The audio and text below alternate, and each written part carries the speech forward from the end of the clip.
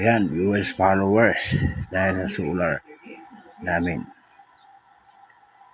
kapag charge sa init ng araw, kaya pwede makapagluto kasi pwede maging kuryente siya.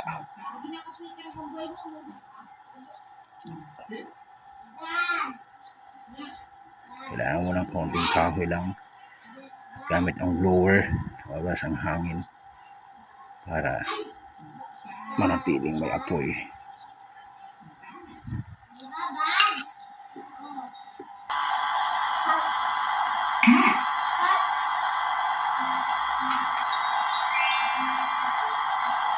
Your turn to read, children.